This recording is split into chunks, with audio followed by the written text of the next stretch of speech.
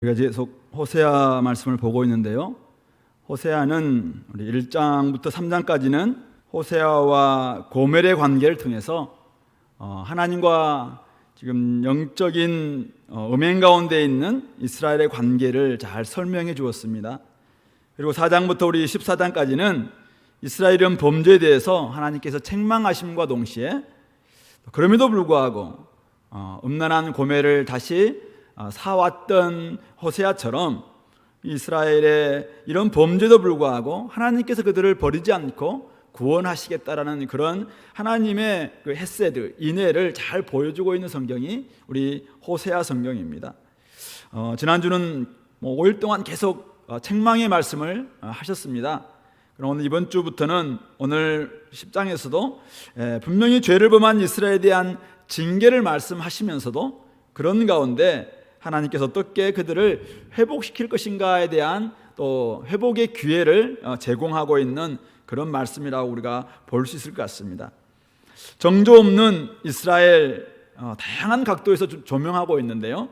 오늘 10장에서는 열매 맺는 무성한 포도나무 그 비유를 통해서 그들이 이런 엄청난 포도나무의 무성한 열매를 맺었음에도 불구하고 그들의 죄는 두 마음을 품었다라는 데 있음을 지적하고 있습니다.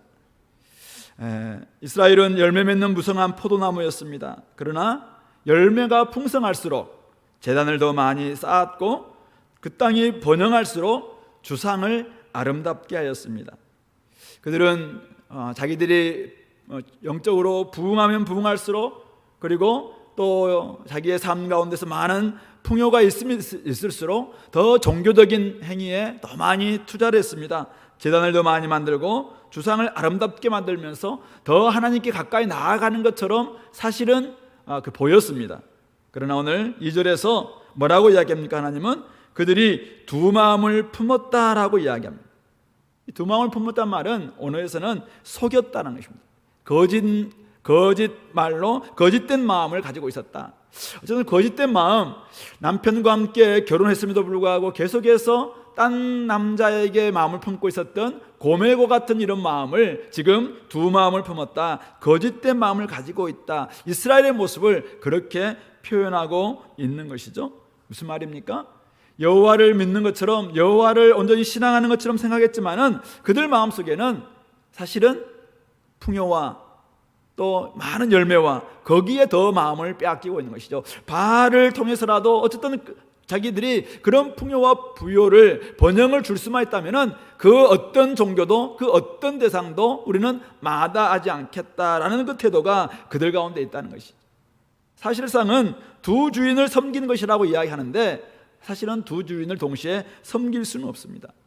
무슨 말입니까? 우상 숭배로 하나님을 떠난 것이고 여호와 하나님을 더 이상 두려워하지 않는다는 3절에서 이렇게 이야기합니다. 우리가 여호와를 두려워하지 아니하므로 우리에게 왕이 없거니와 왕이 우리를 위하여 무엇을 하리요?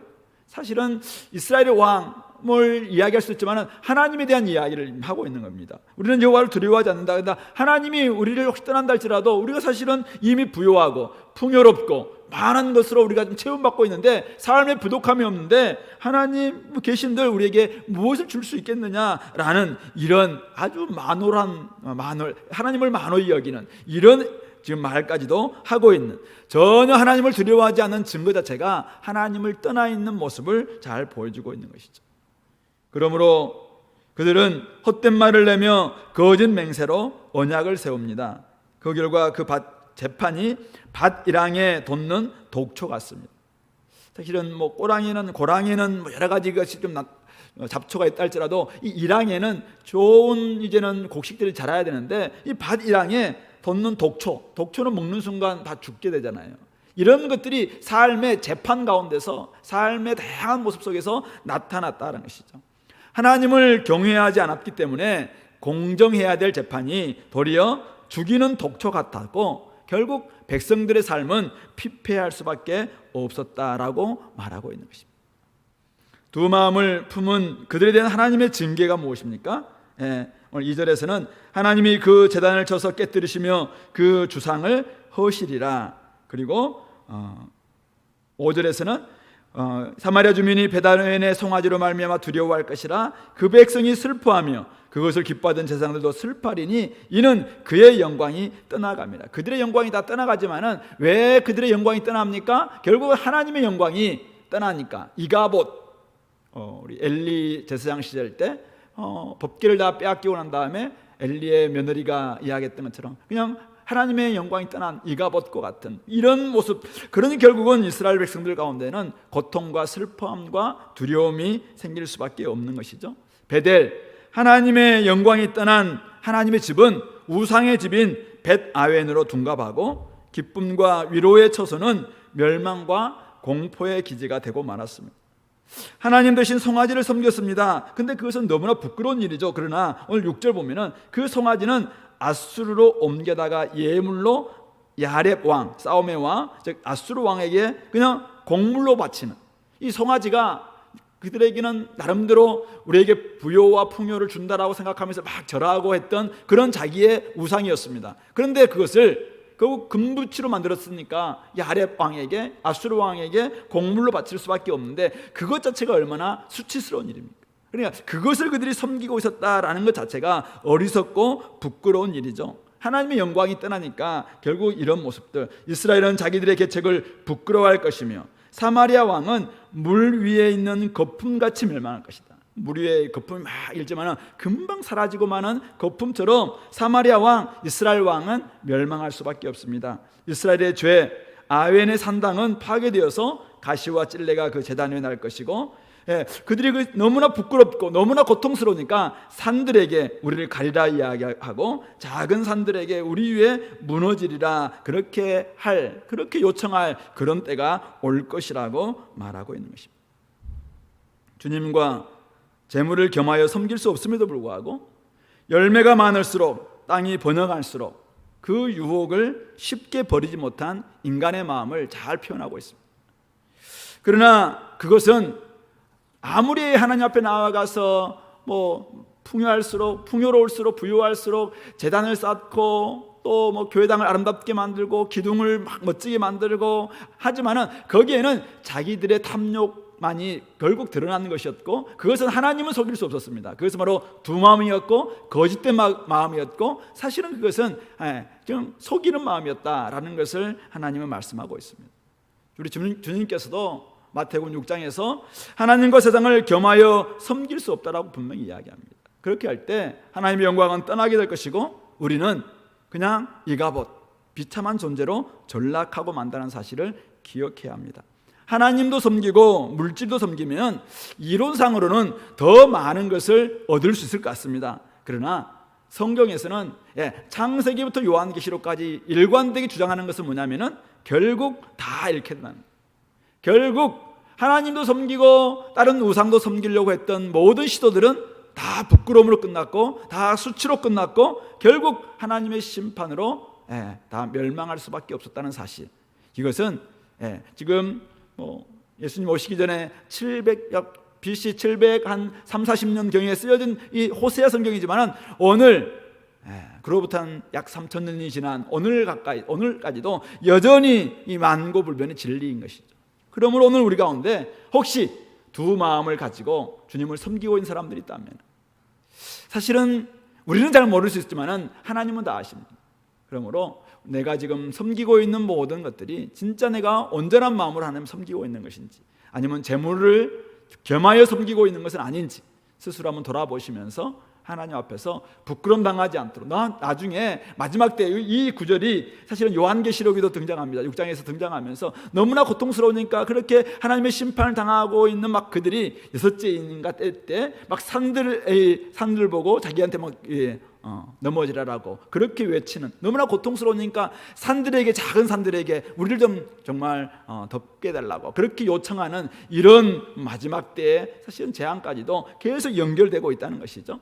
그러므로 오늘 우리가 하나님이 이미 우리에게 구원의 놀라운 선물을 주셨지 않았습니까? 그러면은 세상에 어떤 것보다 부요한 하나님의 놀라운 은혜를 받았다면은 이제 그 은혜에 걸맞은 삶을 살아낼 수 있는 우리 성도들이 다 될 수 있길 바랍니다.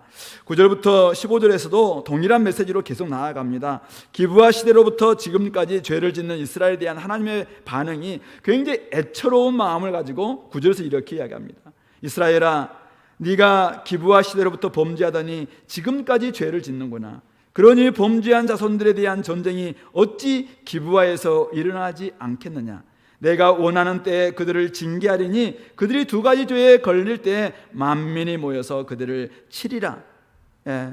하나님은 원하는 때에 그들을 징계할 것입니다. 그러나 지금은 혹시 징계가 없다 할지라도 하나님은 좀 오래 참으시고 계시는 것이죠. 그러나 하나님은 반드시 두 가지 죄에 걸려있는, 세번역에서 이렇게 표현하고 있습니다. 나 주를 떠나고 우상을 섬긴 이 두 가지 죄를 벌하겠다. 주님을 떠나고 우상을 섬긴 이 두 가지 죄에 대해서는 주님께서 벌하시겠다라고 말씀하고 있습니다. 그러므로 오늘 두 마음을 품어 여호와를 버리고 우상 숭배한 죄, 이 땅 가운데서 여전히 하나님이 기대하시는 삶을 살지 않으면서 계속해서 그냥 물질적인 풍요와 그것만을 추구하고 있는 그러한 하나님을 속인 죄, 이거에 대해서 하나님은 하나님의 때에 징계하실 거예요. 그러므로 우리가 그런 모든 부분들을 철저히 좀 하나님 앞에 내놓을 수 있는 저희들이 될 수 있기를 바랍니다. 하나님이 그렇다면 이스라엘에게 기대하신 바는 무엇이었는가? 오늘 11절 그 이야기를 합니다. 에브라임은 마치 길들인 암소 같아서 곡식밟기를 좋아하나 내가 그의 아름다운 목에 멍에를 메우고 에브라임 위에 사람을 태우리니 유다가 밭을 갈고 야곱이 흙덩이를 깨뜨리라. 마치 길들인 암소같이 곡식밟기를 좋아했지만은 사실은 길들이지 않는 이 암소들은 사실은 어떻게 계속 말 안 들어. 그러니까 아름다운 목에 멍에를 메우고 또 사람을 태워서 밭을 갈게 만드는 이런 것을 사실은 시킨 거죠. 하나님 시킬 것이라고 이야기를 합니다. 그런데 하나님께 그걸 통해서 기대하시는 바는 12절에 나와 있어요. 너희가 자기를 위하여 공의를 심고 인애를 거두라. 너희 묵은 땅을 기경하라. 지금이 곧 여호와를 찾을 때니 마침내 여호와께서 오사 공의를 빛처럼 너에게 내리시리라. 하나님의 멍에는 쉽고 가볍다고, 하나님의 짐은 가볍다고 주님께서 말씀했습니다. 수고하고 무거운 짐진 자들아 다 내게로 오라. 내가 너희를 쉬게 하리라. 너희는 나에게서 배우라라고 이야기하시면서 나의 멍에는 쉽고 내 짐은 가볍다라고 마태복음에서 이야기했습니다. 근데 주님이 메어주시는 그 멍에를 자꾸 싫어합니다. 우리는 주님께서 이렇게 살기를 원하지만은 그 마음보다는 자꾸만 자기가 살고 싶은 그쪽으로 나아가려고 하는 경향들이 우리에게 있는 것이죠. 오늘 주님께서 우리에게 기대하시는 바는 무엇인가요? 바로 오늘 12절에 너희가 자기를 위하여 공의를 심고 인애를 거두라는 것입니다. 하나님을 기대하시는 것은 하나님의 성품, 하나님께서 우리에게 가지고 있는 하나님과 함께 지내기 위해서는 공의와 인애가 우리에게 필요한데도 불구하고 우리는 자꾸만 그것 말고 풍요와 그냥 다른 것 자꾸 원하는 것이죠. 그냥 그것을 위해서라면 나는 괜찮다. 자기가 원하는 것 계속 추구하고 있는데 오늘 주님은 우리에게 공의를 심고 인애를 거두라라고 이야기합니다. 그러나 그들은 어떻게 합니까? 이스라엘은 13절에 너희는 악을 밭가라 죄를 거두고 거짓 열매를 먹었나니 이는 네가 네 길과 네 용사의 많음을 의뢰하였습니다. 하나님의 말씀, 하나님이 기대하시는 바 듣지 않고 그들은 악을 밭가라 죄를 거두고 거짓 열매를 먹었다는 것입니다. 오직 그들은 계속해서 자기의 길을 가고 자기 용사의 많음을 의뢰하고 있는 것이죠. 그러므로 그 결과는 14절에 나와 있는 것처럼 요란함이고 산성들이 다 무너지고 살만했을 오세가 와서 이스라엘을 망하게, 전쟁의 날에 이들을 철저히 망하게 만드는 호세아 왕 때 결국 그들은 망할 수밖에 없는데 그때 어머니와 자식이 함께 부서질 수밖에 없는, 그래서 큰 악으로 말미암아 베델이 망하게 되는, 이스라엘 왕 호세 왕은 새벽에 정령 망하게 되는 이런 일들이 일어날 것이다. 주님께서 오늘 이 호세아를 통해서 말씀하고 있는 것이죠. 죄를 짓고 하나님께서 원하시는 삶을, 기대하시는 삶을 아무리 말씀해도 그 말씀을 듣지 않고 살아가는 백성들에게 오늘 자만하지 말 것을, 회개할 것을 요청하시면서 하나님은 하나님의 때에 분명히 징계하신다. 하나님은 끊임없이 이야기합니다. 그럼에도 불구하고 그 길을 계속 가는 사람들, 자기의 길과 자기의 용사 많음을 의뢰하면서 끊임없이 고집스럽게 그 길로 가는 사람들, 결국 하나님의 때에 마지막 때 그냥 망할 수밖에 없다라는 것을 이야기하고 있습니다. 자, 그렇다면 하나님의 징계와 심판에서 벗어날 수 있는 길은 무엇인가? 오늘 12절 말씀을 우리가 한번 더 깊이 한번 묵상하기 원합니다. 자기를 위하여 공의를 심고 인애를 거두라. 너희 묵은 땅을 기경하라. 지금이 곧 여호와를 찾을 때니 마침내 여호와께서 오사 공의를 빛처럼 너희에게 내리시리라. 하나님께서 기대하시는 뜻대로 자기를 위해서 공의를 심고 인애를 거두어야 된다는 말씀입니다. 묵은 땅을 기경하는 것입니다. 한 번도 밭갈지 않았던 그 묵은 땅, 아무리 하나님께서 말씀하셨음에도 불구하고 자기는 전혀 거기에는 쟁기를 대지 않는 겁니다. 그냥 거기 밭갈아서 공의를 심고 인애를 거두라고 했던 그곳을 전혀 갈지 않고 도리어 악을 심고 죄를 거두었던 그런 삶을 청산하고 이제는 묵은 땅, 갈지 않았던 그 땅 철저히 갈아엎을 것을 이야기하고 있습니다. 각마다 사람들마다 다를 수 있어요. 그러나 오늘 이스라엘 사람들은 풍요를 위해서 끊임없이 송아지 우상에게 나가서 절야하고 우상을 숭배했던 그것이 어쩌면 묵은 땅일 수 있습니다. 공의를 심고 인애를 거둬야 될 공의와 인애를 끊임없이 요구하시는 주님이 아무리 말씀해도 인애와 진실을 이 땅 가운데 살 것을 그렇게 이야기해도 전혀 그 길로 나아가지 않고 끊임없이 주상을 만들고 제단을 만들고 종교적인 행위만 하면은 된다고 생각했던 그것이 어쩌면 그들에게는 묵은 땅이었을 거라고 생각해요. 그런데 오늘 주님은 뭐라고 이야기합니까? 너희를 위해서 묵은 땅을 기경하라. 지금이 여호와를 찾을 때다. 지금 주님께서 다시 예배 열심히 드리라는 말입니까? 우리 맥락을 보면은 다시 그들로 하여금 더 열심히 종교의 재단을 만들고 또 와서 짐승을 잡고 하나님 앞에 제물을 바치고 지금 그런 이야기를 하고 있는 것인가요? 아닙니다. 철저히 그들의 삶이 이전에는 주상을 만들고 재단을 쌓았다면은 이제는 너희들이 그런 속이는 마음 빼놓고 이제는 하나님께서 원하시는 공의와 이대의 삶을 위해서 너의 그동안 하지 않았던 그 단단한 그 마음을 갈아엎을 것을 말하고 있는 것입니다. 제대로 된 예배를 드리라는 말씀입니다. 갈지 않았던 묵은 땅을 기경하고 하나님께서 원하시는 공의와 인애를 심는 바로 그 행위를 감당할 것을 말씀하고 있습니다. 하나님의 긍휼을 따라서 의의 열매를 거두기 위해서는 결국 하나님이 원하시는 대로 공의를 심고 인애를 거두기 위해서 묵은 땅 한 번도 우리가 갈지 않았던, 한 번도 가지 않았던, 끊임없이 자기는 거기만은 내가 하나님의 말씀이 아무리 이야기해도 거기만은 딱 보호해놓고 자기 영역이 그럼 내 길이에요, 내 길. 이건 내가 알아서 해야 될 영역이요. 그 부분을 지금 갈 것을 이야기하고 있습니다. 이건 사람마다 다를 거라고 생각해요. 그러나 어쩌다 보면 우리는 이 부분만큼 우리 자식만큼은 내가 아무리 말씀을 뭐라고 해도 이 부분만큼 내가 사실은 건드릴 수 없는 영역이에요.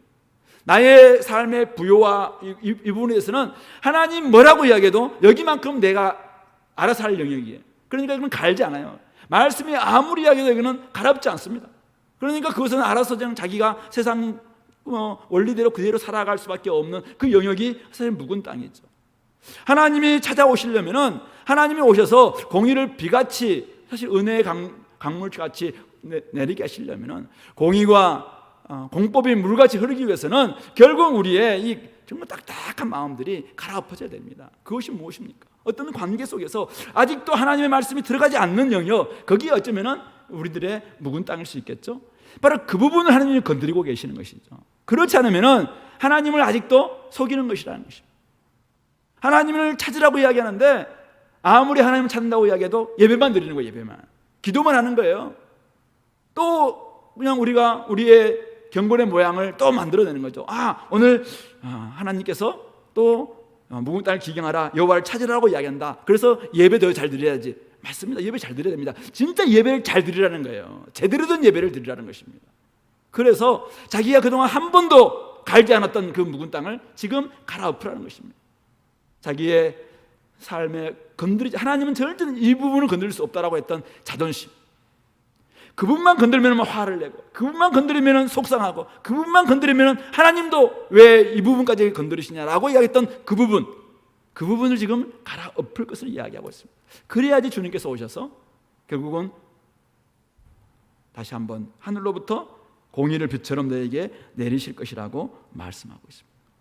하나님의 영광이 떠난 자리에 뭔가를 심어본들 부끄러움과 슬픔뿐입니다. 하나님께서 오사 일할 수 있도록 하나님을 찾고 하나님을 맞아들여야 합니다. 그렇게 하기 위해서는 묵은 땅을 기경하는 것입니다. 묵은 땅에는 잡초와 독초만 무성할 뿐입니다. 이전의 삶 갈아엎어야 합니다. 하나님께서 말씀하셨지만 순종하지 않았던 공의와 인애, 하나님의 공의와 하나님의 사랑이 온전히 드러날 수 있는 그 관계가 되기 위해서, 철저히 여러분들 삶과 여러분들 신앙이 일치되기 위해서 여러분들이 그동안 묵혀놓았던 그 땅 지금 생각해 보시고 갈아엎을 수 있어야 됩니다. 그럴 때 우리는 하나님께 나아갈 수 있고 하나님이 찾아올 수 있고, 그래서 우리는 회복이 일어날 수 있는 것이죠. 악을 바꿔라 죄를 거두고 거짓 열매를 먹던 삶 이제는 버려야 합니다. 묵은 땅을 그대로 두고 우리는 새로운 하나님의 은혜의 씨앗을 얻어낼 수 없습니다. 우상과 세상을 함께 사랑하는 태도, 그것으로는 결코 우리가 하나님의 은혜의 단비를, 은혜의 강물을 맞이할 수 없습니다. 한국교회, 우리 교회, 우리 가정, 여러분 한 사람 한 사람 다 마찬가지입니다. 진짜 하나님께서 오늘 우리에게 기대하고 있는 것은 여러분들의 묵은 땅을 기경하라는 것입니다. 그동안 계속 갈았던 그곳 말고 계속 묵혀놓고 있고 계속 거기만큼은 보호하고 있고 거기만큼은 송아지나 거기만큼은 베델의 산당이나 거기만큼은 바알이나 거기만큼은 만몬이 그냥 그걸 이용해서 계속 살려고 했던 바로 그 땅, 그 부분 지금 갈아엎기를 원하고 있습니다. 어떤 관계에 있어서는 아무리 이야기해도 그 관계만큼은 건드리려고 하지 않는, 남편의 관계일 수도 있고 아내의 관계일 수도 있고 자녀의 관계일 수도 있고 아니면 자존심, 자기와의 관계일 수도 있고 어떤 거 있어요. 사람마다 있을 거예요. 그러나 그 부분이 지금 주님께서는 묵은 땅이라고 이야기하고 있습니다. 그 부분들을 우리가 갈아엎을 때 진짜 주님께서는 참된 복이 임할 것이라고 말씀하고 있는 것이죠. 성도 여러분, 하나님은 오늘 이스라엘을 심판하기를 원합니다. 그러나 심판이 목적이 아닙니다. 회개를 통한 구원이 목적입니다. 돌이키게 하는 게 목적입니다. 온전한 관계를 맺고 온 마음으로 하나님을 사랑하고 이 자녀를 사랑하는 그런 관계 회복되는 것, 바로 주님께서 원하시는 바입니다. 사랑하는 자녀에게 온전한 삶과 온전한 복을 주기 원하는 것, 부모라면 다 같은 마음입니다. 하늘 아버지, 오늘 우리 하나님께서는 우리에게 온전한 삶을 주기를 원합니다. 온전한 복을 주기를 원합니다. 우리가 이 땅 가운데 하나님의 형상을 닮아서 이 땅 가운데 하나님의 하나님 되심을 드러내 보이는 것을 주님께서는 지금도 간절히 원하고 있습니다. 그런데 교회가, 성도가 하나님의 특별한 구원받은 이스라엘 백성들이 그것을 자꾸 버리고 세상을 닮고 세상을 닮을 뿐만 아니라 세상의 좋은 것을 다 취하면서 거기만큼은 하나님이 건드릴 수 없다라고 이야기하는 그 부분들을 하나님 오늘 건드리고 원합니다. 오늘 우리가 그 부분들을 놓지 않고서는 딱딱하게 여전히 말씀이 튕기고 있는 그 부분들을 오늘 우리가 내놓지 않고서는 결코 우리에게 은혜는 찾아올 수 없다는 사실이죠. 하나님이 만지시면은 여러분들의 삶은 다시 한번 회복될 수 있다고 믿습니다. 하나님이 만지시면 여러분들이 그동안 정말 온전하지 않았던 그 관계는 회복될 수 있다고 믿습니다. 하나님이 찾아오시기만 한다면은 우리 공동체, 이 땅, 이 나라 다시 한번 회복의 놀라운 강물이 흘러날 줄로 믿습니다. 우리가 진짜 부흥을 원하시고 우리가 진짜 하나님 나라의 회복을 꿈꾸신다면은 오늘 우리가 묵혀놓았던 그 땅, 독초가 나고 있고 악을 바꿔라 죄의 열매를 맺고 있었던 그 지난날의 그 모든 것들 다시 한번 하나님 앞에 철저히 내놓고, 하나님, 우리가 그 부분들을 내가 하나님 앞에 갈기를 원합니다. 오늘 이 시간 지금 주님 찾기를 원합니다. 지금이 곧 여호와를 찾을 때니, 오늘 본문이 이야기합니다. 바로 지금입니다. 나중이 아닙니다. 바로 오늘 이 시간 하나님 아버지 저의 마음을 갈아엎어 줄 수 있도록, 결단할 수 있도록, 생각나게 도와주시고 바꿀 수 있도록 도와주십시오. 어제 하나님 말씀이 진짜 내가 하나님 말씀 사모하는데 이 말씀이 오늘 나의 이 부분까지도 회복시킴으로 말미암아 회복되는 놀라운 은혜가 있게 해주옵소서. 같이 한번 우리 기도하고 나아갈 수 있기를 바랍니다. 같이 한 목소리로 기도하겠습니다. 하나님이 만지시면은 공의와 인애의 싹이 나고 꽃이 피고 열매를 맺을 수 있을 것입니다. 한 번도 해보지 않았지만 오늘 이 시간 늦지 않았습니다. 이제는 우리가 살아야 되기 때문에 하나님, 우리가 살게 도와주옵소서. 내가 묵은 땅 갈게 도와주옵소서. 주님 찾아와 주시옵소서. 그래서 내가 회복되고 우리 공동체가 회복될 수 있도록 함께해 주옵소서. 같이 한번 기도하겠습니다.